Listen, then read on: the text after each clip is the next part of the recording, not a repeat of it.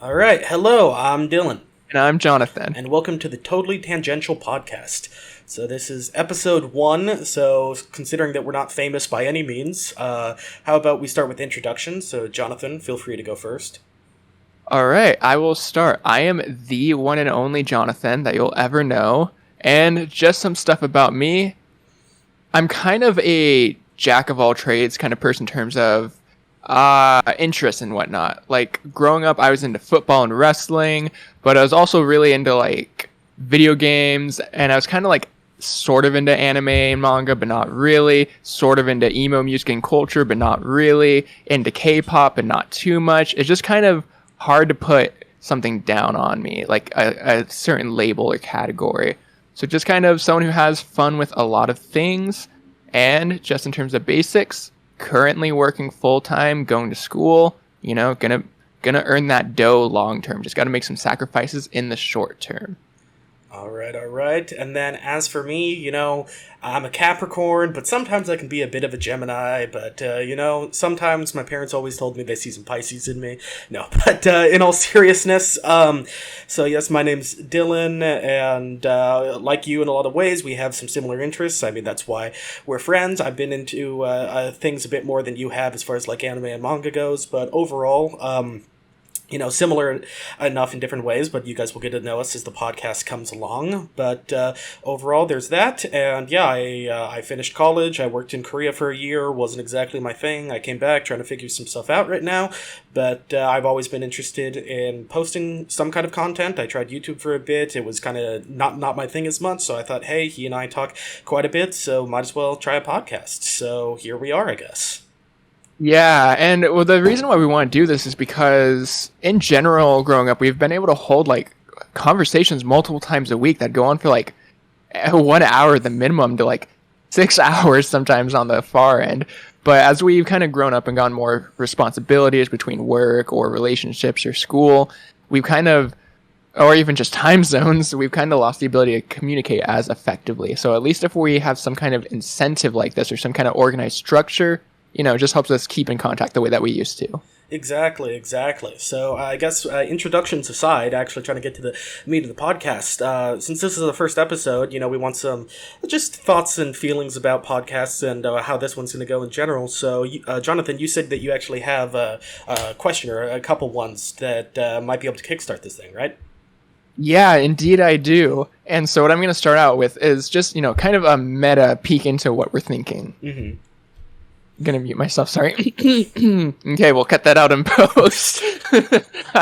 Alright, so let me remember what I said. Okay, so yeah, the idea I had is that I want to be a little meta and like talk about, just podcasting in general. Like, what's your ideal dream for this? Whether it's more realistic, like, just keeping us in contact every week, keeping our friendship nice, strong, and secure, or whether it's like more out there, like maybe you want to become famous, you want to like beat Joe Rogan as the #1 podcast, you want people to recognize you on the street by your voice. Like what are your hopes for this kind of thing? All right, so for me personally, I mean, with this as opposed to like the YouTube thing, where with YouTube you had to put in like 20 hours of work to get out a 5-10 minute video, where with this, I mean, obviously the audio editing and certain things can take some time, but since we have generally been able to keep up hour-long conversations for years and years at this point, it's something where I'm just kind of using it as an excuse of, hey, it's able to keep us in contact on a consistent just consistent timeline and all that stuff, and at the same time it has the potential to have other people listen to it. I mean, I guess if we're going off of ideals and everything, I think it would be dope, not even as like huge goal, even if it was $500 just to get some kind of sponsorship, whether it be Raid Shadow Legends or some shit like that. But yeah, right now it's more just like enjoying conversations. Worst comes to worst, it's just, hey, it's fun semi-scripted topics that we are going to bring up throughout podcast episodes, and nothing more comes out of it than that. In best case scenario, I mean, maybe we get some kind of following or some kind of financials that come out of it. How about you? Yeah, no, I think that's a really fair way of looking at it. And something I want to add to it is throughout our friendship and the conversations we've had no issues hitting a wide variety of topics, right? Mm-hmm. But in general, it's just because of something that either happened in our lives, or maybe we watched a video, or maybe went out with friends. But sometimes I think like there's just things I think about, like, like shower thoughts or thoughts while I'm on a walk or whatever. I'm like, that would make an interesting conversation, but there is no way to fit that in naturally into a conversation. And so maybe with this kind of thing, I could be like, this will be my topic I bring in for the week or whatever. And like, then you're forced to discuss it with me. Like, you're contractually bound. So Yeah, for sure. I mean, I used to drive home from college, as you remember, and I would call you just to like beat the LA traffic and have something to kill time with. And I remember there were times that we did like food tier list in the car or something like that, which could take an hour or something, which I mean are fine to do, but unless you are specifically saying, hey, this is how long I need this conversation to last, it's kind of hard to just bring those things up randomly. But if we do have like a dedicated slot, it does become a lot easier of like, okay, today we're doing top 10 ghost stories or some shit like that. So it is a good opportunity for that kind of stuff. Yeah, agreed. And honestly, for me, it's kind of like a mindset thing. Like sometimes, as you know, I can be pretty like irritable and like I can get annoyed at people pretty easily. So sometimes if I'm like, I have to do this assignment and this person wants to talk about like that food tier list, come on, man. But if I'm actually keeping this in mind, then it's kind of like, okay, wait, no, this is something I am prioritizing. It's something that I am making time for, and this is all fair game. Let's have this discussion. Let's have it. Yeah, no, fair enough. But I guess, so we don't flip-flop between topics too much, let's try to keep it consistent for the bit. You have some other stuff as far as just podcast general topics, so I think before we get into, like, some standard episode-to-episode things, I think it's best to, like, go for that one topic more or less right now. Yeah, so in making a podcast in, one form or another, you have to think, what is that I like in podcasts? What do I get out of it? It's kind of hard to actually jump into something if you don't like it. Mm-hmm. Like, I would never try to get into, I don't know, trying to write opera music just because I have no background in it. I don't like it or whatever. But point being, what do you actually typically like in a podcast or a YouTube video, Twitch stream, just like in general? What are things that you like from influencers? What really stands out to you? Gotcha. For me, it's got to be like just the personalities. I know that we were talking a bit about this before, but there can be like I recently started listening to the Markiplier Distractable podcast, and although I know a bit about Markiplier, I've never really watched him. And his two friends, I know absolutely nothing about, but they just feel like really genuine people, and they seem like entertaining people. So just the personalities that I can hear through their conversations and such are something that can appeal to me with that. And back in the day, I used to watch lots of Rooster Teeth and all that, and there's the Rooster Teeth podcast, so I would listen to those, and they would switch in who was talking every week, but they had like the mainstay of the four people that were on there, and I really enjoyed them and the things that came up and stuff like that. So for me, something that I would, hopefully have other people enjoy with this, and is the thing that I most enjoy with podcasts, is just personalities that are comfortable to listen to, that you can connect to a bit, and just, be someone who other people are fine with listening for, an hour or whatever it's going to end up being. Yeah, no, I think that's fair.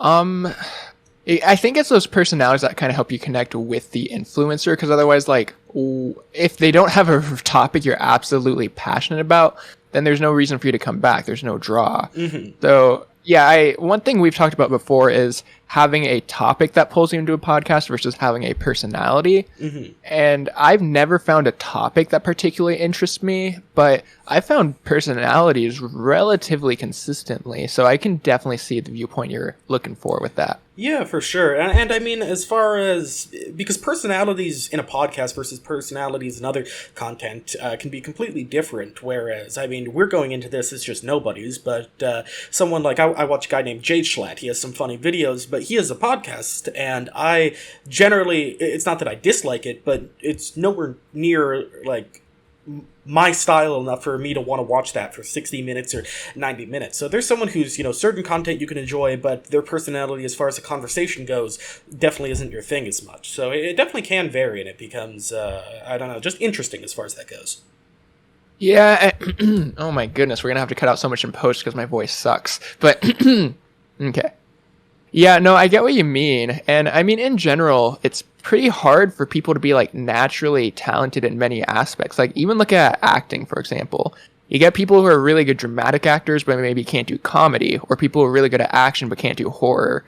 So I think that's actually pretty normal. It's just kind of a buzzkill when you notice it. Yeah, I think that's actually a great example. The only caveat that I will say is I think horror has the lowest bar, so I think if you can do anything, you can probably do horror, but yeah. Oh, well, do you think you could act in a horror movie? I mean, I was the lead freshman year of our high school play, so I'm not saying that I can, but I probably can. Remind me, who were you in that play? Like, what was the play? What was your role? It was the Iliad, the Odyssey, and all of Greek mythology in 99 minutes or less, but we also often did not complete it in 99 minutes or less, but I was the Zeus. I was Big Boy himself. Dang, that is a leading role. My man here has acting talent. Yeah, you can say that. But what about you? Do you have more to add on to that as far as like your difference in opinion as far as what you get out of a podcast or what you would want our potential listeners to get out of a podcast, or what are you thinking?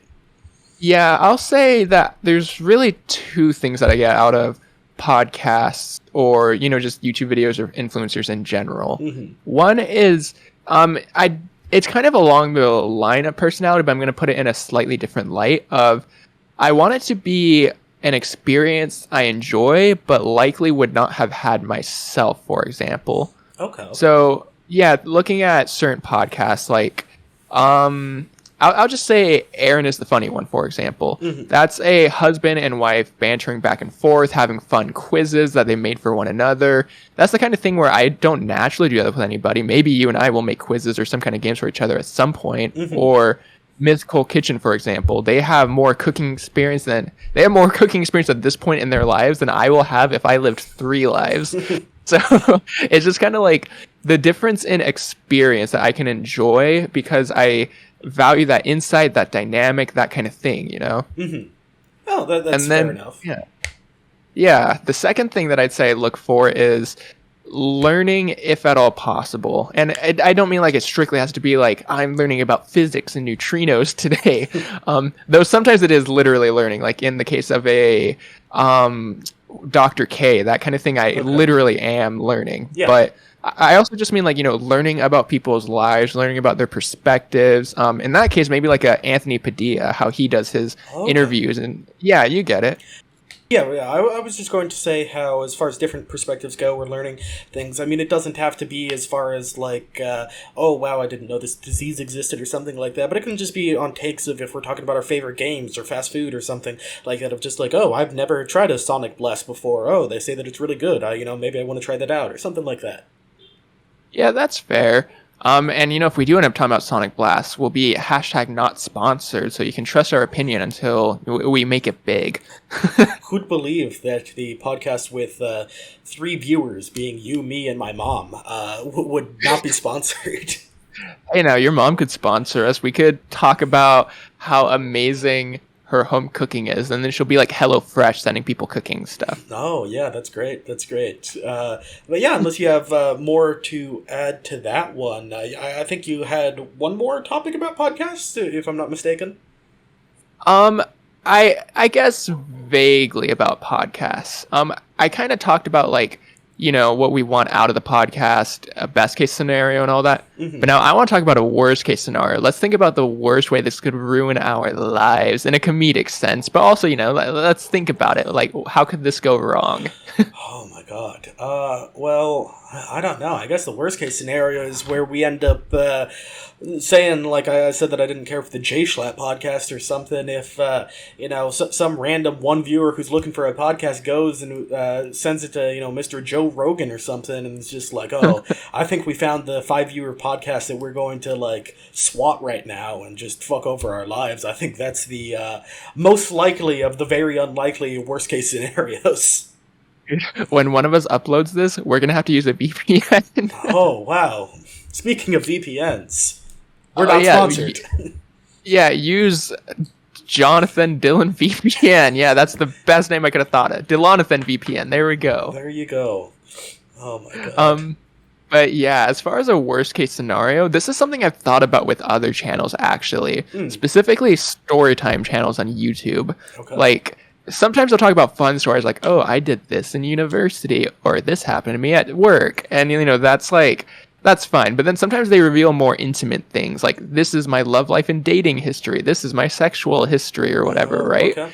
And I'm like, oh man, like they're big enough to where they profit off of it. So even if it has repercussions in their life, it's not a huge deal. But like, ooh, if that happened to us, like if someone we know happened to listen to it and they're like, hold on a second, like that would be disastrous. Yeah, I guess that would be. Which I mean, I guess on that topic, that makes me interested because I gave the example, which half of it is a joke, but part of it realistically is with our viewership. Probably telling my mom about this because she's always interested. She has a blog that she tries to do. I'll probably show her at least episode 1 of this. Is there like, if people asked about this, would you actually tell them? Is there anyone that you'd be like, hey, insert friend name here, just try out this podcast or something? Or in your mind, are you like, yeah, unless we blow up on this, I want absolutely no one that I know to actually figure out about this podcast?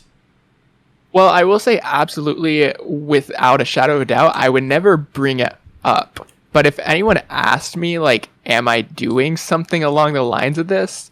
It depends on the person. In general, I probably wouldn't want anyone to, like, know about this, to be honest. Not because I'm, like, necessarily inherently, like, embarrassed about it or anything, but it's just, you do have different dynamics with different people, different relationships with different friends and all that. Mm-hmm. So I might speak to you differently or about different things than I speak to a different friend. And it wouldn't, like, cause any disastrous things, but it might just be a bit of a shell shock, and I wouldn't want them to, like, reevaluate and look at me differently, Oh, I think that's fair, especially with, if we bring up stories of our lives or something, you might hesitate bringing up a story about someone if you know that they're going to listen to the podcast.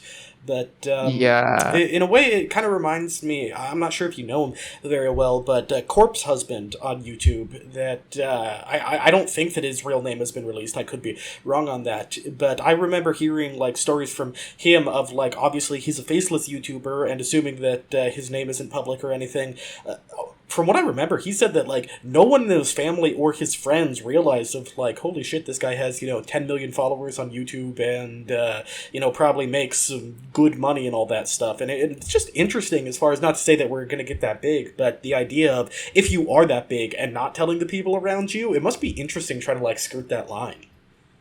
Yeah, for sure. And then, well, he's, like, so big that's, like, life-changing money. So now, for you, like, is there any difference in whether you would tell someone versus, if we have no audience like right now versus, semi-decent audience like 50 followers? Or like if you were just like huge, would you be more willing, less willing? Like, is there a scale here for how much you'd be willing to tell people? Yeah, for me personally, because I don't necessarily have anyone in my life who I think would be like, oh, wow, they're big, so, now I gotta ask them for money. So for me, I'd probably be more likely to tell someone the more viewership that we got, just from the standpoint of, it's similar to like if you're showing off art or anything like that, sports skills, where like you don't want to show someone your horrible attempt at dribbling a soccer ball versus if you can like bounce it off of one knee to like your head to your elbow and all of this stuff, you're probably a lot more likely to show off your skills to someone. So not to say that our skills are necessarily going to get, that big of an improvement. I'm sure they'll get better to some extent. But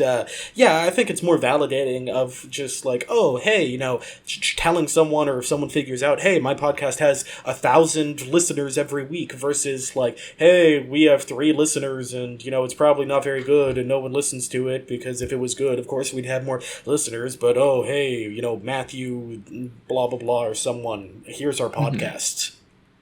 No, I'd honestly agree, and I feel largely the exact same way. But now it just kind of makes me think, like, that's outside approval versus, like, inner approval. Because, like, let's say we actually do, like, pour a lot of effort into this. We start, like, I don't know, making original sound effects, music, or we start making games and quizzes and, like, original bits for each other. Like,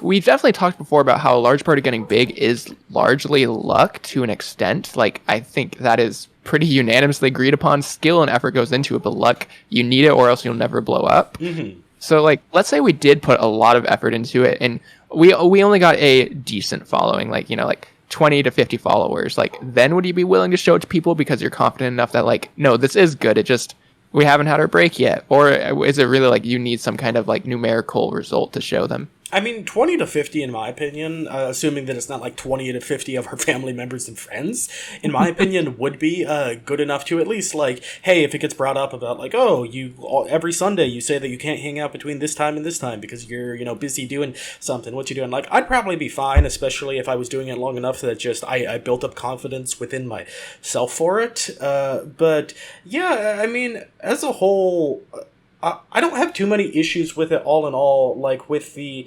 YouTube thing that I told you that I tried for a bit. Like, that was something where I told some people about it, but the idea that it's so much work and the fact that you're not as likely to get something out of it unless you put in so much work and effort, since there's such a sea of content out there with the podcast, where of course there's different quality in podcasts, but at the end of the day it's going to be people talking to each other, so it's not like you can have a Michael Reeves versus a 30-second funny comedy sketch or something. Podcasts are like relatively consistent with that, so I mean, I'm fine with telling other people with it and keeping it up. It's easier to keep this up where it's, hey, we're talking for an hour at once a week, which we already do, as opposed to working 20 hours on something that might still be shitty at the end of working on it for all that time and all that stuff.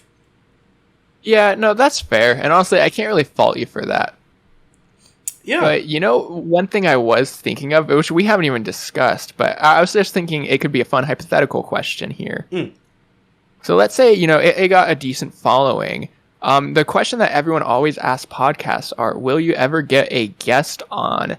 And I've seen it pretty, 50-50. Like, some podcasts I've seen, just will not have guests on because that's not the point. It's about them. But others, are pretty liberal, let a lot of people in on it. So, would you ever let anyone personally in on it, or would you ever be like, oh man, if we made it big, I would want this celebrity or person coming on, or internet influencer? You get the idea. For me, I kind of have two thoughts about it, I guess, more or less, of just, we have some mutual friends who, if this is mainly topics, whether it be about us or just for fun topics that we can answer, we could easily include a friend in there. But if it's just because, oh, it got big and now they want to come in so they can get part of that Raid Shadow Legends sponsorship or something, probably not as much. But if it's just a friend who's like, oh yeah, we haven't talked for a while, can I join on there whether you guys post it or not, or something like that, I might be down for it. And as far as other people go, I probably wouldn't just be which once again, I doubt that we'd ever get this big, but random up and coming, singer or star or something like that, I probably wouldn't care to have someone like that on as much. But if it's someone who's hey, these guys feel like they kind of suit our style, or I'd be interested in having a conversation with these people, and they also do podcasts or podcast adjacent things, I'd probably be down to have situations like that. Fair enough. It would just then be a battle of discovering someone who's like us enough, and also around our level of followers, so that no one's leeching realistically us off of them. Yeah, but I mean, also, once again, since this is something where it's more of just hey, we're having a weekly conversation, and granted, we may add a topic to it that we normally wouldn't add just off of the top of our heads, but with it being what it is, and more of just hey, if it pops off, that's great, but it's not the primary goal per se, I'm not even too worried about a leeching situation of oh great, we have 100 viewers and this person has 50 viewers. I don't really care about maximizing profits per se. Fair. At the end of the day, it's just keeping us in contact and having fun. Yeah, exactly. All right, that's all I got for that one. But do you have any other topics? Yeah, so I mean, now that we went over the general things for podcasts, I thought, let's not have a podcast about starting a podcast, just some, oh, we're already 25 minutes too late for that one, my friend. Yeah, exactly. How exciting is that for random people who are jumping in? But just as far as normal conversations that we would have, or just whether it's normal ones or not, just things that we could talk about, is one thing that I was going to bring up is unusual holidays, or just interesting holidays, because of course there's the big ones that everyone knows: Christmas, Halloween, even in Korea, people knew about them even if they didn't celebrate it. But specifically in America, I mean, there's things that I've seen throughout the years. Like I talked about, I used to watch the Brewster Teeth podcast. They every National Pancake Day, they would have the pancake podcasts and stuff like that. And I was just interested if you remember any of those, or just we could spend some time just making up hey, if we could make a new national holiday, whether we get the day off for it or not, what would be some interesting things to have for that? Ooh, well, let me think. Because obviously there's the actual real holidays, quote unquote. But as far as just the random ones like National Pancake Day or National Thank Your Dentist Day that my boss informed me of, who is not in fact a dentist, I will add that. That wasn't her trying to get a gift card off me or anything. I would imagine that there are 365 or more made up holidays. There's certainly overlapping days. Like maybe National Pancake Day is overlapping with National Cutout Sugar Day and ends up creating some kind of in war between the two holiday people. Yeah, I'm actually, because I looked up, because obviously we're not going to have tons of these just on the top of our heads right now, and it's just, it starts in January, of course, for this weird and obscure holidays in 2022, and there's, like, Wednesday, January 12th was Kiss the Ginger Day. There's January 22nd, I'm sure you'd love this one, is Answer Your Cat's Questions Day. Wait a minute, on the website I'm on, that's Hot Sauce. Oh, wait, never mind, overlapping holiday, what we were talking about. Yeah, but I'm just interested as far as, like, I mean, with these not being... I'm not sure if they're actually nationally recognized or what the case is, but are these things that, like, people just randomly put on the internet and see if it sticks, or is there, like, some kind of bureau that you could go to, like, submit for, oh, I want this to be, this holiday, and whether we get the day off for it or not, it will at least be publicly recognized as a holiday, or, I wonder how you get your stuff in this, or if just the people who write the articles are like, hey, let's write random shit for, 360 days. I think it has to be writing random stuff for 360 days. Or 366 on leap years. Oh my, a holiday only gets celebrated once every 4 years. I hope it's National Leap Day year, otherwise that's stupid. But all that aside, I think it has to be made up, because I couldn't ever see a large enough consensus. Like, I don't know, let me look at Friday, March 18th, National Awkward Moments Day. Like, who is going to be supporting that? Like, oh man, that's such a good day to celebrate our awkward moments. Like, no one's going to get behind that. So I think whoever these writers are just like, this is a funny day, let's write it, and then maybe this will get our website some clicks. Yeah, I mean, that's definitely the case. I will say on the website that I'm on right now, it actually has hyperlinks on all of them, and it gives a history of some of them. So the one that, once again, I feel like this one perfectly would suit you is Answer Your Cat's Question Day. It does have a subsection that says the history of Answer Your Cat's Question Day, and it says the holiday was created by Thomas and Ruth Roy of wellcat.com, a website that's known for creating novelty holidays such as Have a Bad Day and Stay Home Because You're Well Day. We're not sure exactly when they invented the holiday, but we believe it was sometime around 2006. So, I mean, I guess that does answer one question, is there's just websites that are dedicated to making random holidays, and I guess that's how people draw in traffic. But yeah, I guess it is just kind of figuring out, like, hey, let's write some random stuff, and some of them stick, like the Pancake Day, which I know that enough people actually acknowledge as something, and some are just like, yeah, we wrote it, no one cared about it, and whatever.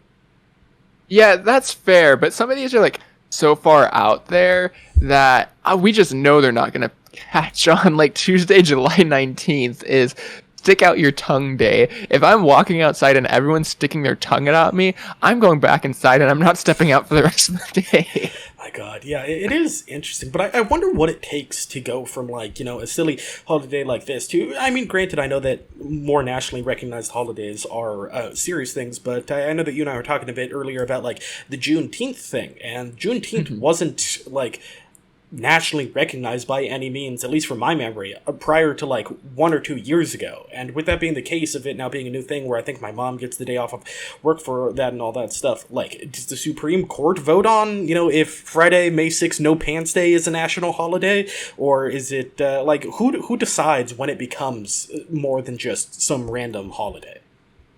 I think it's got to have some kind of major cultural influence or economic in the case of Valentine's Day. So let me think. But then again, we have other holidays. Like, I guess Cinco de Mayo, is that celebrating independence for Mexico, right? Or am I just being completely ignorant? At least that's what I think it is. I could be wrong as well. I don't know. Yeah, like these are significant enough events with enough cultural and historical background that I could see why they're accepted, especially for how much it means to certain groups of people.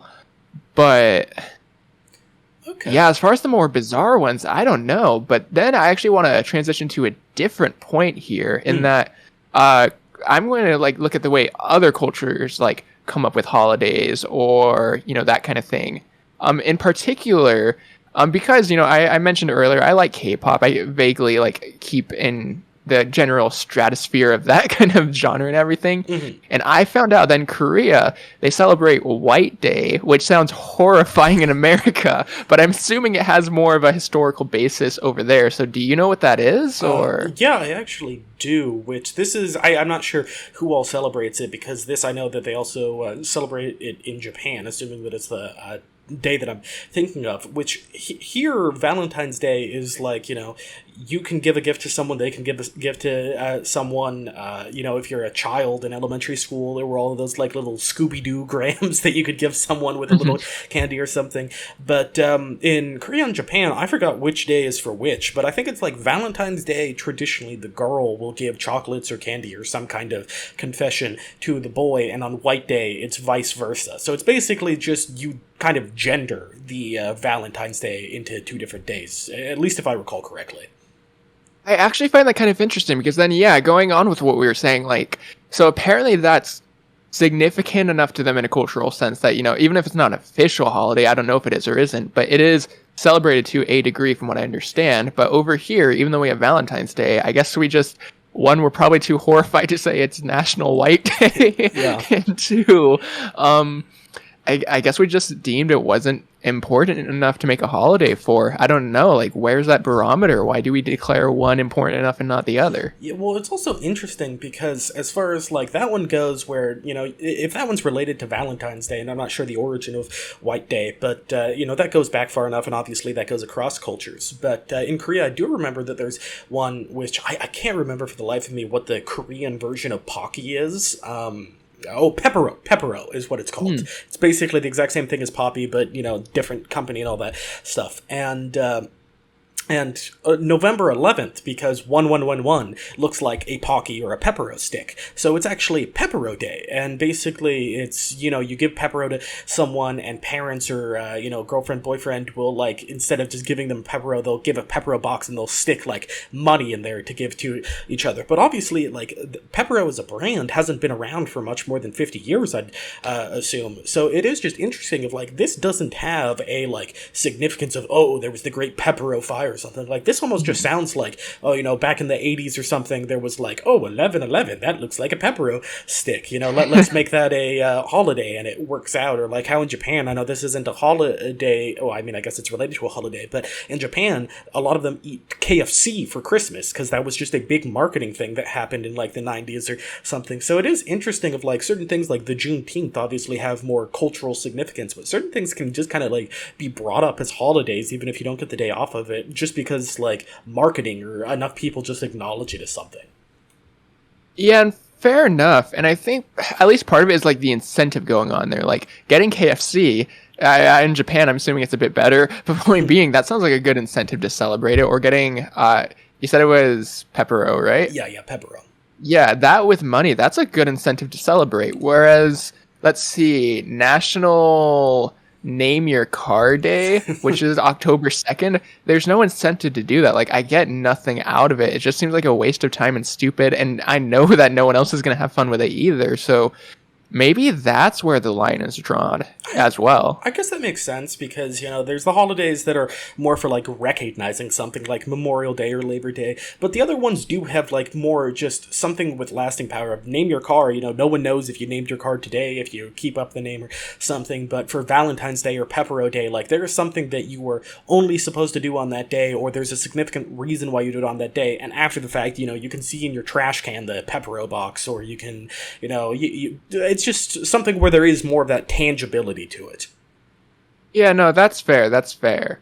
But on that subject, I actually want to transition a little bit to the idea of just celebrating holidays in general. Mm-hmm. Do you actually enjoy celebrating most holidays, or for you is it kind of just like an obligated day of the year where you feel like you have to do something, and then if you don't do it, you're like I'm stuck inside this whole day and I'm not celebrating. Like, where do you stand on celebrating holidays? I mean, one thing that I'll say, especially living in capitalist America, is I'm for most of them because that means that there's sales on a lot of stuff. But for me, like, I don't care about most holidays. I've never been religious, but I celebrated Christmas just because, hey, it's present time. There's sales on so many gifts and stuff like that. So for me, most holidays I don't really care too much about. Like, the financial things can be nice, but the number one thing is, especially like when October starts, like those big three holidays of like Halloween, Thanksgiving, and Christmas. Just one, I enjoy winter weather. At least, you know, we were from California, so California winter weather is like 60 degrees Fahrenheit, so it's still Yeah. nice. But yeah, just the fact that you have the decorations of everything, where it's less about the day and it's more like the season itself is just holiday season. I've always enjoyed that, but as like the days themselves, I've never cared too strongly about them. That's fair enough. I think I might. It's not that I give some holidays more priority than others, although that is the case. I think it's more a matter of which ones are easier to adapt to my own way of celebrating. Like, for example, Valentine's Day, if you're not in a relationship, you can make it Palentine's Day. You know, you go out with friends and you do cool stuff. Or, you know, Halloween, instead of like doing whatever you did as a kid, trick-or-treating, then you go to parties when you're older. Or, you know, that kind of thing. And then for us, we made Christmas into a annual gag gift. It's such a terrible idea. We'll go into on another day. But point being, I think I appreciate the holidays that are more flexible in what you can do with them. Okay, that's fair. Well, then I'm curious just on the topic of holidays, especially with all of the dumb holidays where it looks like you can make anything. Just off of the top of your head, can you think of it doesn't have to be super great by any means, but just a holiday that you can make from this point on? Depends. One that I actually want to see, like, for like just objective, everyone will enjoy it or something funny will happen, or do you want? Can I be like National Give Jonathan $100 Day? I mean, hey, if you got a good enough reason for it, then you can do that one. But yeah, just whatever comes to your head. Okay, let me think for a minute here. Um, there, I don't want to do something that's like a actually deep, over sentimentally caught, because it's not fun to talk about, you know. Although I'm sure I could raise awareness to issues, I won't be that good of a person today. So instead, I'm gonna say National Thrift Shopping Day or National Eat Local Day, where instead of like going to chain stores or restaurants to like go out to eat, you support more local businesses, or you support, you know, that kind of thing. Okay. So, you know, everyone's still going out, they're still spending money, still buying things, still having an experience, but it's a little better for, you know, local economies and whatnot. See, there we go. I got some good sentimentality in it too. Gotcha. Okay, I like it. You know, I mean, it's a little bit pandery, but sure, go for it. Go for it.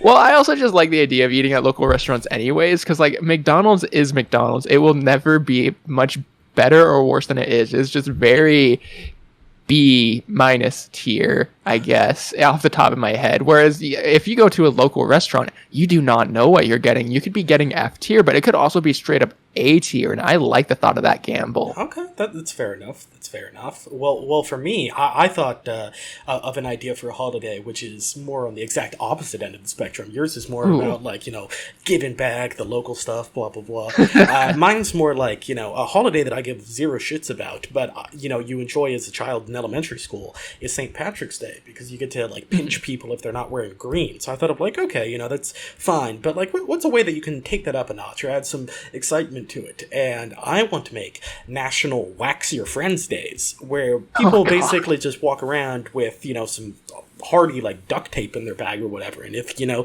if you see your friend and they're not paying attention, they're talking to someone else, you just cut a piece of that duct tape and just slap it on their arm and rip it off and see how much hair you get. And yeah. Yeah, and whoever has the most hair ripped off by the end of the day, like, what do they win? Like, just the social admiration of their peers, or what? I mean, admiration is one word. Or do they collect everyone's hair and now they have to dispose of it? I guess it's more or less that. The winner is a loser in one way, but yeah. All right. Now, since you went down the route of something funny, and you know that was the better way of going about it, I think that I want to try to match you on this. Okay. Okay. Let's see. Okay, let me think about this. I think we gotta make it. It's got to be kind of malicious, but not overly malicious. So I'm going to say National Pull Out Chairs Day, or Pulling Out Chairs from Under People Day. So like when people are trying to sit, you yank the chair out from under them so they just fall on the ground. And you keep a tally. And then whoever has the most at the end of the day, I don't know, everyone has to buy them a chair or something. And then they get to yank it out from under them as the comeuppance. Okay, well, I think that sounds horrible, but if you think it redeems yourself, then go for it. It redeems it only because at work my coworker has been doing that to me like once a week, and like I fall for it at first, but then I just catch myself on the table. But I'm like, you are horrible, and really this is my way of saying I want to get him back without repercussion. Okay, well that explains it then. Yeah, no, I'm a little salty. I hold grudges. All right, well then, unless you got more to that, I think we can probably fit one more topic in if we're gonna try to hit the ballpark 1 hour mark. We'll go on to the next one, just because the more holidays I come up with, the worse and worse it's going to get. Yeah, I believe that wholeheartedly. So another thing that I was thinking about recently then was activities you liked as a kid. I told you the other day that she and I were building a big Lego set, the like Mario NES TV, which was really fun and all that stuff. And when I was working in Korea, since I was working with little kids, there were days just during playtime that they were building with blocks and all that stuff. And there's certain things like that I actually still, as an adult, enjoy a lot, just like building things, putting them together and all of that stuff. And I'm just curious for you, what are things that either as a kid that you did and you still might enjoy, even if other people find it a bit strange, or things that you did as a kid that you have just like completely dropped, but I'm just interested to hear about. Oh man, I think I could probably think of things I probably liked and then dropped more easily. Okay, go for that. Yeah. Off the top of my head, my cousin and I, his name is James, we're super tight. We grew up basically like brothers. Mm-hmm. We would go on my grandfather's property, nice undeveloped private 2.5 acre large property, had tons of nature. Well, we would grab, branches, sticks, stuff that fell off of trees, mm-hmm. and we would either just pretend to sword fight with them, or more importantly, we would like try to build up fantasy stories about it, and then we would be like sword fighting with enemies, which is really just us like swinging at the air and pretending blah blah blah. And like at the time it was fun, we were very imaginative, but now the thought of me just going outside for like 3 hours with nothing but a stick and swinging it at thin air pretending something's there, I could not think of something that sounds more miserable than that. Honestly, I think I did something similar. I'm not sure how old you were at the time, but after elementary school, I was about to say after high school, after elementary school at the school that, I mean, we both went to, but you didn't stay there the entire time, but me and two of our friends that we would go and wait for my mom or whoever it was to pick us up, and there was this little park, if you remember, on, I guess technically the front side of the school. If you keep on walking to the left before you get to the houses, there was a little park area over there. Mm-hmm. And there was just lots of trees, and it was a very open park, so a lot of times branches would fall, and we'd be like, okay, let's like joust or have sword fights or whatever the case would be with the branches. And yeah, I remember that even I found like one stick in particular that was like, it was not too long and not too thick to be like over the regulation rules that we set out, very professional. Oh, it was stuff. Perfect. Yeah, but it was just for some reason very sturdy and could break everyone else's sticks. And I kept that thing. I took it home, and my mom at the time was like, why the fuck are you just bringing a stick and putting it above the laundry rack and all that stuff? But yeah, that was my stick. And I remember, we were just dipshits for doing stuff like that, because obviously you can't hit the stick every time, and we would just like whip each other's hands with wood sticks half the time. And doing stuff like that as a kid, they're good memories, even if you think of it nowadays and you're like, man, we were such just dumbasses. No, yeah. Well, first off, you literally found Excalibur, like the perfect god sword right there. Yeah. But all that aside, whenever I did that with my cousin, just play fighting with those swords, I always got warned that people, like, we would end up poking out each other's eyes. But the thing is, we both wore glasses at the time, so we were in zero threat of that. So, man, those adults did not know what they were talking about. You guys, on the other hand, you guys were in a bigger threat than we were. Yeah, well, I just remember like certain things, which I mean, granted, as a kid, you don't realize things as much. Whereas you're an adult, you can look back and be like, "Oh my god, I was so cringy. I was such an asshole. I was this." But I remember at that same park with one of our friends there, and we would be like crawling on top of the like brick fences, and it would be funny because there was this scary lady there who, I mean, really, she was probably like just a woman who's like, my God damn, why are these kids climbing on the side of my fence?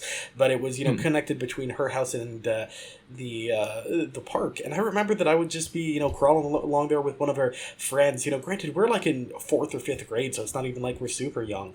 But yeah, crawling along there and be like, oh no, she's there. Oh, she has a knife, and just like push him off the thing into the bushes. And it's like a 4 or 5 foot drop into the bushes, and it's just like, my God, in the moment you think it's fucking hilarious. And I mean, he's fine, and we were still friends and all that stuff. Yeah. But just looking back, if I did that now, it's just like, my God, what a fucking asshole I was.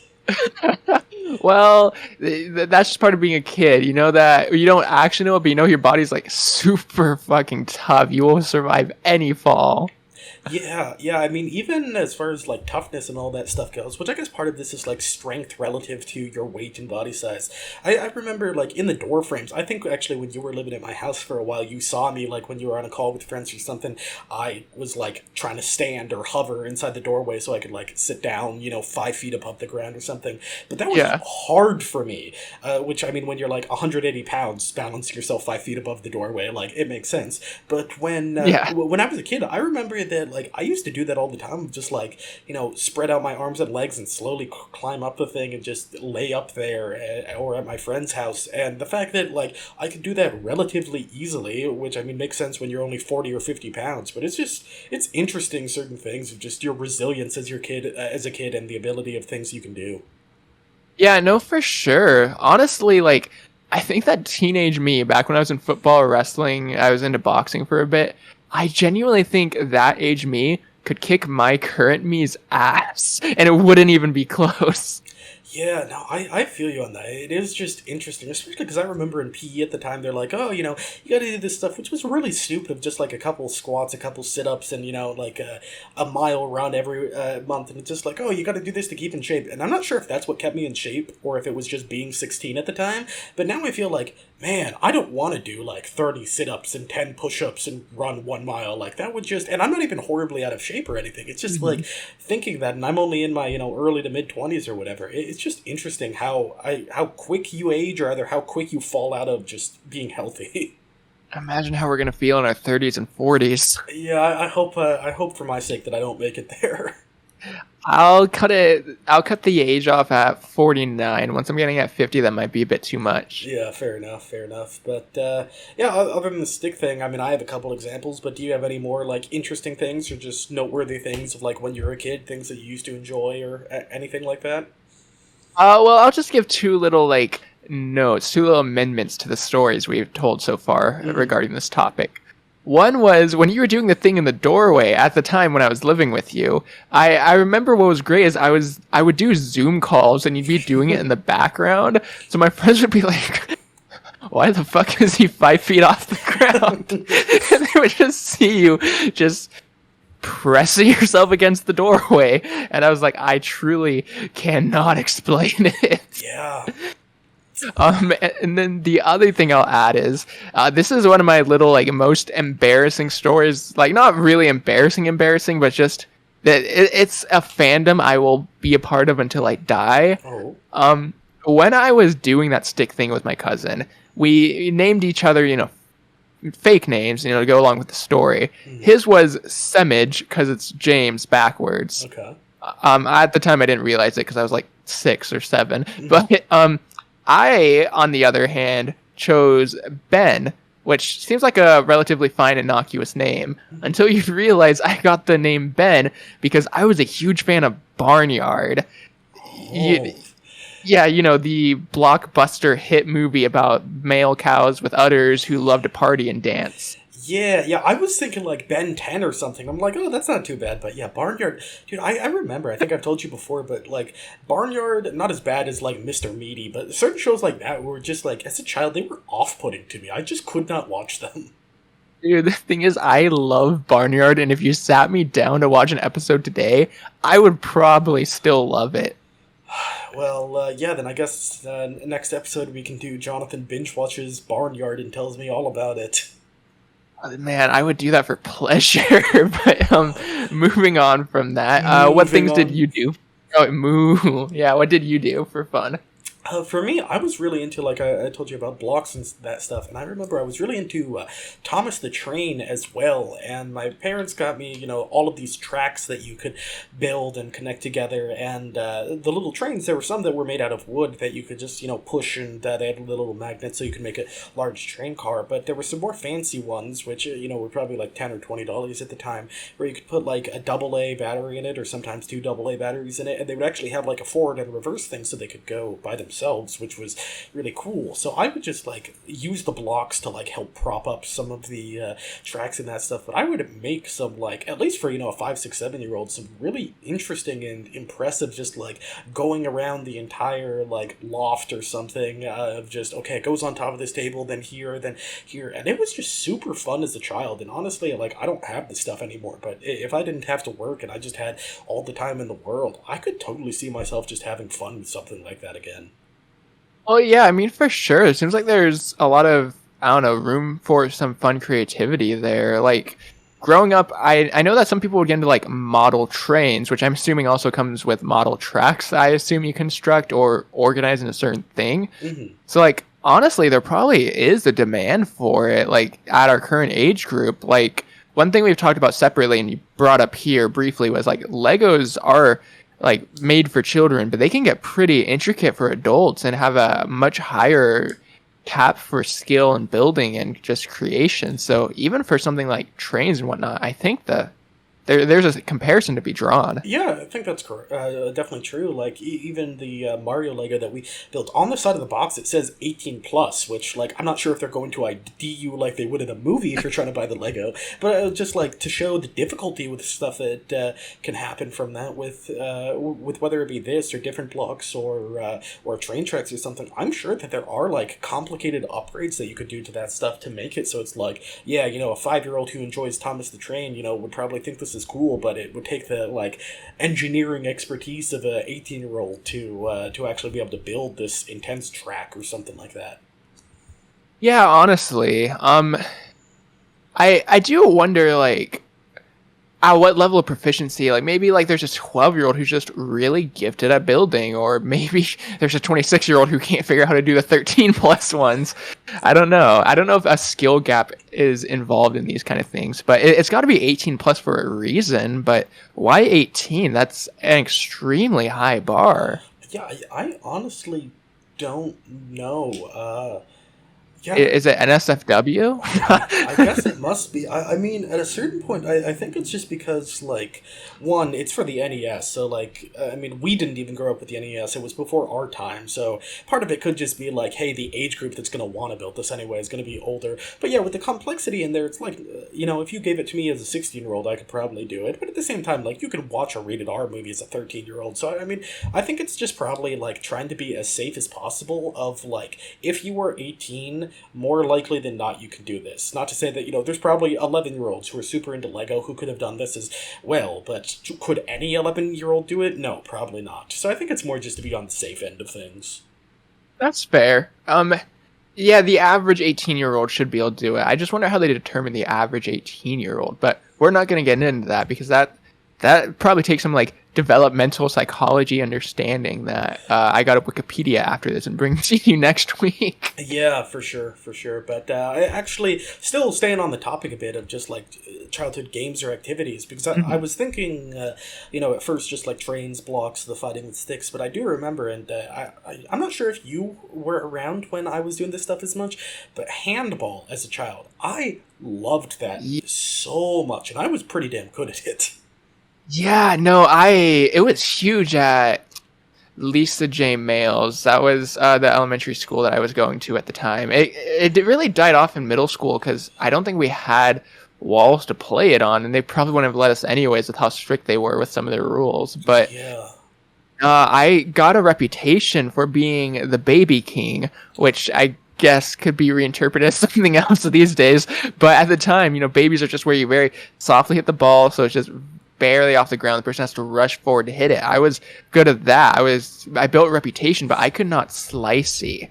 Could you? I could not slicey, but I actually was very good at hitting slices, like off of other people's things. And my whole thing was, I mean, as you know, I've always been very naturally strong. Even I remember, in high school there were the football players, and if someone wanted to arm wrestle me, we'd go at it. I'd barely be able to beat them. I'm like, damn, you're pretty strong. You must work out. And it's like, no, I don't. By the way, I'm left-handed, so that was my off arm anyway. So like, I've always had just the natural strength. So I would basically, someone would do a slicey or a baby, and then if it was allowed, I would just do a backcourt, where it goes so far that it's out of the court. Oh, and, yeah. that stuff. And I would just bomb it back there. And yeah, that was like my go-to thing. And it was always a super fun game. And even in fifth grade, we had a fifth grade and fourth graders, I think, could compete as well. But a handball tournament, and I actually won the entire tournament, which now that I think about it, like, I'm not even sure if I got anything for winning it. I don't have a trophy or anything like that. Maybe I got like a free lunch one day or something, but it was fun and it was cool. Yeah, no, they shortchanged you on your reward there for sure. But yeah, I think one thing that I found interesting about handball, and which actually is going to directly tie into what you were saying was your skill, was oftentimes if people were above a certain skill level, the games would kind of go on almost indefinitely for a while. So what I would notice happen is, like, for your situation, you would bomb it to the back, and then the other people would like play off of that. So then the person like right before you, or you, like, they would just team up to screw over one person to eliminate them. And it wasn't malicious, just like, oh, someone put us in a position we could take advantage of. So now it's becoming a 1v1v1v1 into a 1v3. Yeah, it really would be interesting if I backcourted all the way back there. Well, they can't really slicey from that distance, at least not very consistently, so they just try to make it in. Then the next guy's like, okay, well then I'm just gonna like baby this one because it's barely coming off of that. And there would be the psychological aspect to it as well. It was always interesting. Yeah, one thing I'm surprised didn't really take off all that much, at least in my school, I don't know about yours, is 2v2s, because there's always just free-for-all, 4 people, but you can play handball 2v2s, and then just whichever team loses, both people are eliminated, but I never saw that very often. Like, there would always be, like, 10 games going, because there's 5 walls and then both sides of the wall, but, like, 1 out of 10 would be doing teams, if even. So it was just a weird spread. Like, it exists, but just no one liked it. Yeah, no, that is that never happened at my school, but it's interesting with that was actually a big part of handball that I remember, was that if you had a kid who came from a different school or something like that, it's almost like East Coast versus West Coast, of just like, oh, we do things different here, where it's like, oh, at my school we allow black magics, we allow white magics, oh, on Fridays you can't do slices under the third brick and stuff like that. And I mean, most of the like white magics, black magics, rainbows or whatever, I hated, because it's just like, okay, this is just the way that you don't have to hit the ball. It's like, I'm not good enough to hit the ball, so it might as well this. But like backcourts, I could understand not allowing to an extent, because it's hard to tell when it's in and out. But the whole like not allowing slices on certain days, I think was literally just a way of like gating the skill level of like, hey, the equivalent of games that have like bronze, silver, gold, platinum. Like, there were some kids who were like diamond level slices, and if you put them against some other kids, like, they would stay in there the entire lunch break. Where, well, yeah, what I was thinking is that's like literally like a community developed Nerf, but only on certain days. It really was. It was interesting of just like taking that stuff, and especially like when you get older, like I remember having to play badminton in some of the gym in high school, how there was the Olympic team that came and we got to play against them. And I mean, that's a story for another time, but they were able to do shots that were like, supposedly 60 miles an hour, like spikes with a birdie and all that stuff. And just to think of like, okay, if we took handball to like, not just elementary school, but like we had the high school handball team with varsity and all this stuff, it really makes you wonder if like what kind of skill ceiling there would be for a game like that. Yeah, for sure. One thing I actually find interesting about handball specifically is, and I guess tetherball too, which is another game I played, but I'll save that. It's just how parks have a lot of different things to accommodate kids, but I have not really. I've seen exactly one park in my life that has like accommodated handball. Yeah, I guess that's a good point. Well, at least at the elementary school that I went to, and I'm not sure about the one that you went to other than the one year that we were at the same one or whatever. That I mean, it's literally just like a brick wall that basically would be 2 stories high in the middle of just nothing. It's just a brick wall. Yeah. So like it's kind of weird to build, and as long as you have the side of something, like you can do that. But yeah, I mean, you don't know if there's going to be a big handball community, and if there's not, like other than Butts Up, there's not a huge amount of games that you can play there. And honestly, I'm not sure how hard it is to build something like that because looking back at it, it was just like, okay, there's a wall here. But if you just stack bricks up to a second story and there's no other like it's not leaning against other sides of a wall or something, I mean, there had to have been like balances in the ground and like metal poles sticking down there to make sure that it's actually like not gonna fall over. It's just a stack of bricks. Yeah, it's just no support. It just tips over on a kid. Yeah. Horrifying. Nah, you got a point there. But going on to the other one though, did you ever play tetherball, or was that just a me thing? I did play tetherball, but at least for me, and maybe you've had a different experience. I could be wrong on this, but it seemed like tetherball. Once you got like, especially to that 4th grade, 5th grade mark, when people were bigger and stronger and all that stuff, like unless you were super like going against someone who was weak or short or something like that, it kind of just infinitely went on of just like, okay, you put your hand up, you catch it as it's going around and all this stuff. I mean, at least I think there's a general thing that you could also just catch it by the rope. You don't have to catch it by the ball, in which case it was just like, yeah, it keeps on going around. Okay, you caught it, now you throw it, it unwinds, and so on and so forth. Yeah, that's the game where I think that a lot of rules are actually necessary, because at my school, the overwhelming consensus is you are not allowed to grab it by the rope. Okay. But on a serve, you're able to hold the ball and like throw it, which I hated, because then as long as you were like a sufficiently short person going against a sufficiently tall person, they really just got to throw it around the top of the pole, and then you just literally won't be able to like stop it. Yeah. So I was just like, you kind of got to allow ropes in order to prevent that. So it's either you allow everything or you have to disallow both. Otherwise, it's just unfair. But actually, the thing I hated most about handball, I liked handball to be clear, but the thing I hated about it was I'm small, and that ball hurt sometimes if it was going fast enough. Yeah. Yeah, I do remember that was one thing where the handball, like, part of it was just, like, when your pain tolerance kind of reaches its max. Yeah. Oh well. But yeah, I don't know. That's that. Actually, one other thing I will bring up as... Well, actually, I'll bring up one that I never got into. We'll change it like that. Something I never got into, and I'm surprised I didn't. And maybe you did, so that'll be the way I go with this. What about Nerf? I never really got into shooting the guns or using the swords or using their Nerf, like, sports balls, even though it seemed like it was definitely aimed at demographics. Certainly in terms of commercials, it was everywhere. Like, did you ever like it? Were you ever interested in it or nah? For me, I thought it was interesting, but I guess there's a couple of things with it. One was that there was always the kid who's like, oh, my dad taught me how to, like, mod the Nerf guns so they could fire faster. And since I didn't know that, you just have the little dinky poof, and then falls down, unless you want, like, the $200 Nerf gun that's like a minigun or something. So they were a bit lackluster in that factor. And the fact that all of my siblings were, like, when I was 6, the youngest other sibling at the time was 22. I couldn't exactly have, like, oh, yeah, we get to play together at home. So unless you just find it fun to do target practice or something, it was never my thing as much. I remember our mutual friend...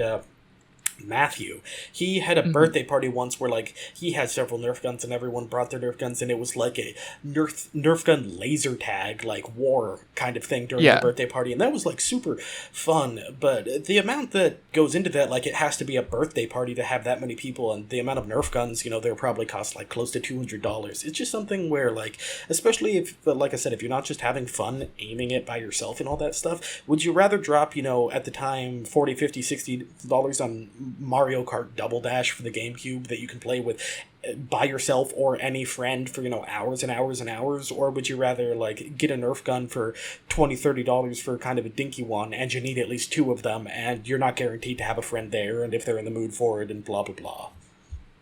Yeah, no, that's fair. So I guess it's kind of like, it has a high cap, but you're just going to hardly ever reach that, fun limit. It's just gonna be consistently so low. It's just not worth it. Yeah, that's kind of been my my take on board games for a long time. Where like my girlfriend and I have been playing a decent amount of board games. Oh my god, recently, but but prior to that, and even now to an extent, so many board games are like, yeah, you can play it 2 players, but like it's not really fun until you have 3, 4, 5 players. Like a game that I've always wanted to play and heard good things about and seen YouTube videos is like Haunting or Night. I forget what the first word is. Like on House on the Hill, where it seems like there's lots of cool, different, fun scenarios. But it's something where literally you cannot play that with 2 players. I think it requires at least 3, and it's probably not fun until you have at least 4 or 5. And unless you have a big family that you're living with who's like down for gaming, like our friend Ethan would have a family like that, then it's pretty much like, let me buy this game that is not cheap. Like the cheaper ones are $40-$50, and you can easily find board games that go up to $100 plus. It's like, okay, if I buy a $60, like Skyrim, for example, I can get 60 hours or 100 hours out of this by myself. If I buy a $60 or $100 board game, I have no clue when I'm even going to be able to play it for 2 hours. Yeah, that's fair.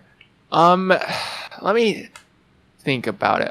I guess a similar analog I could like compare it to is the Jackbox games, where I actually love them. They're a lot of fun, but I can count the number of times on one hand that I've actually played it, just because getting a big enough group of people with similar enough personalities is just so difficult. But if you can actually do it, much like board games, it could be a blast. It's just, how do you find that community? Yeah, absolutely. Like I forgot if you went to these, but at our friend Chandler's house after high school, for the first 2 years, he would have a New Year's party gather up, and we would play the Jackbox games there as part of it, and those were super fun. But yeah, like unless you do have a large family with lots of siblings or parents who are willing to play games, like I think you have to have a high school or college game club where you dedicate time weekly to that, or something along those lines, because otherwise, just out of your basic friend pool, unless you guys are all super into that stuff, it's just too hard to get that many people in the same place at the same time wanting to do the one thing. Yeah, no, that's fair.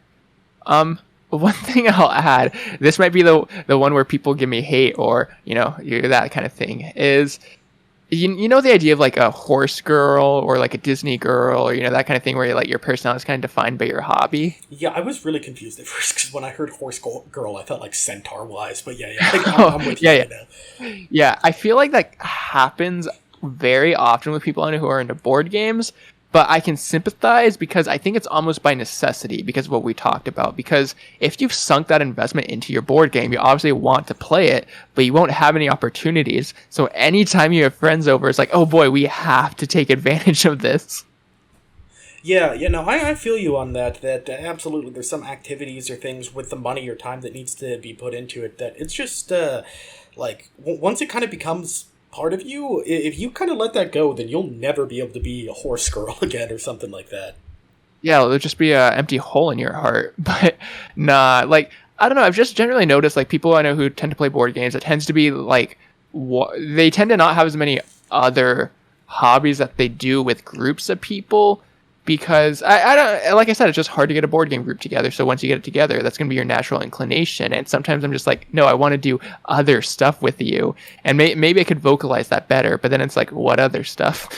Yeah, fair enough. I mean, that definitely was one thing I brought up to you before in Korea that I did like, which makes things a bit easier. Because rather than buying like a $60 board game or $80 board game and all of that stuff, and several board games, that they did have the board game cafes, which granted it's like $1 or $2 per person. So it's still, if there's 5 of you, it's $10 per hour. But if you want to go in for, 3 or 4 hours, it's $40, and you can play one board game, multiple board games, or whatever. And I mean, I guess technically in the overall time of it, it's obviously going to cost you more money as opposed to buying each one of those. But it's just nice, because you don't have to buy a board game for $100 and then wait for it to make its money back over the course of the next 3 years. You can just be like, yeah, each of us paid $10 per person to get in here and pay for, the 5 hours or whatever, and we got to play this game or this game or this game. And it makes it easier to do that kind of stuff. Honestly, I wish we had more stuff like that. Like, it just feels like we're so focused on owning and buying that we just don't have as many outward social places to gather for that, and like nothing that would really accommodate it. Yeah, But I don't know. It is hard. A lot of the things here kind of feel like the dime a dozen. If you can find this here, you can find it anywhere in the States, where Korea has a lot more just like family owned things and just more niche things, which made it fun if you wanted to find something unusual or just entertaining. yeah, well, if we had a holiday in America that focused on locally owned businesses, maybe this would be more popular. Oh, great. I love your callback. Well, maybe if we had a holiday about getting duct tape and ripping it off people's bodies, then I don't know, they'd be motivated to play board games, if that makes sense. Yeah, it's like a threat. Like, if you do not play this board game with me, I will yank your hair off with this tape. I mean, a little bit aggressive, but yeah, sounds perfect. But Yeah, I guess with looping everything around, I think we're at just about the hour and 12-minute mark here, at least on mine. So unless there's anything else that you really want to add to those, I feel like this is a decent spot to start or to stop our first podcast episode. this is where we truly begin. Oh no! The end is where we begin. Oh no! War of Change. Oh boy, people will get that reference one day. Yeah, one day. But all right, we'll wrap it up here, though. All right, then sounds good. Well, thank you, all of the one listener. Thanks, Mom. I hope you made it to this point in the podcast. Thank you. Feel free to follow, subscribe, and ring whatever notification bell on whatever service we upload this to. Dylan's mom. All right. Well, till next week. Ta-ta for now. Ta-ta for now.